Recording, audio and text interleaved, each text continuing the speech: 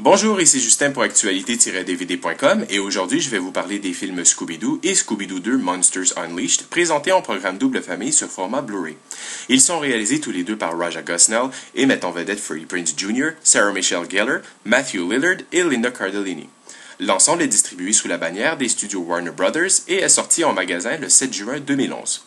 Dans le premier film de la série intitulé Scooby-Doo, la bande de Mystère et compagnie nous entraîne dans leur enquête sur d'inquiétants phénomènes paranormaux qui surviennent au centre de villégiature de l'île aux fantômes. Scooby-Doo 2 Monsters Unleashed suit à nouveau la bande de Mystère et compagnie qui se réunit pour tenter de découvrir pourquoi Coolsville est envahi par des monstres que la bande croyait avoir vaincus des années auparavant. Le point fort de ces deux films est sans aucun doute la façon d'avoir adapté aussi fidèlement la série télé de dessins animés cultes des années 60-70. Le choix des acteurs est très bon et on peut voir qu'ils connaissent bien les personnages. Aujourd'hui, dans une époque où les décors au cinéma sont souvent créés par ordinateur, c'est donc un plaisir pour les yeux de voir un travail aussi bien accompli pour des décors réels et non numériques. Il ne faut pas oublier que ce sont des films destinés majoritairement aux enfants, donc il ne faut pas s'attendre à de l'horreur sanglante ou gore, mais plutôt fantastique et humoristique. Pour ce qui est du visuel, la qualité d'image est bonne, les détails sont clairs et les couleurs sont très éclatantes. Par contre, j'ai remarqué qu'à certains moments, surtout lors de la présence de couleurs un peu plus sombres, l'image paraissait être un peu plus pixelisée qu'à d'autres moments, mais rien de trop alarmant. Du côté technique, les pistes sonores pour Scooby-Doo 1 sont disponibles en anglais, français et espagnol Dolby Digital 5.1. Et les sous-titres sont également disponibles en anglais, anglais pour malentendants, français et espagnol.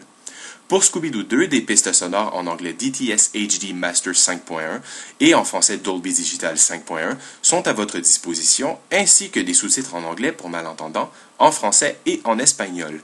Le film est présenté en format d'image panoramique 1.85. Pour les suppléments, les studios Warner se sont montrés relativement généreux pour les deux titres, sauf qu'aucun sous-titre ne sont disponibles sur les disques. Pour Scooby-Doo 1, des commentaires audio des membres de la production et de la distribution sont disponibles. Des scènes additionnelles avec des commentaires audio optionnels du réalisateur sont également à votre disposition. Unmasking the Mystery Behind Scooby-Doo est un documentaire sur le tournage avec des interviews des acteurs et des membres de la production sur les développements du film. Scary Places est un mini-documentaire sur la création et la construction des décors. The Mystery Van nous présente plusieurs des différentes versions de la Mystery Van développées pour le film, ainsi qu'une brève visite de la célèbre camionnette par l'acteur Matthew Lillard. Daphne Fight Scene démontre le travail accompli par Miss Sarah Michelle Gellar et l'équipe des chorégraphes de la scène de combat entre l'actrice et le lutteur à la fin du film. Rain on the Set relate les nombreux problèmes météorologiques éprouvés par l'équipe de production pendant le tournage. Le vidéoclip de la chanson thème du film The Land of a Million Drums par Outkast est également disponible, suivi d'une bande-annonce pour clore les suppléments de ce premier disque. Pour Scooby-Doo 2, le documentaire Scooby-Doo's Triple Threat Featurette, filmé par Scooby-Doo lui-même, nous offre une revue de tournage sur le film similaire à celui présenté pour le premier film, avec plusieurs entrevues. True Ghoul Hollywood Story, le plus imaginatif des trois segments, nous présente un faux documentaire sur l'histoire de quelques vilains aperçus dans le film. Scooby-Doo is the Dancing Dog, qui est censé être un documentaire sur le développement de la scène de danse de Scooby-Doo, montre plus d'images tirées du film que de la création des effets spéciaux eux-mêmes. Finalement, des vidéoclips de Big Brothers et Simple Plan, ainsi que des scènes additionnelles avec commentaires audio optionnels du réalisateur, viennent compléter les suppléments du deuxième film. Comme plusieurs s'en étaient doutés, les deux films de Scooby-Doo sont principalement destinés aux enfants.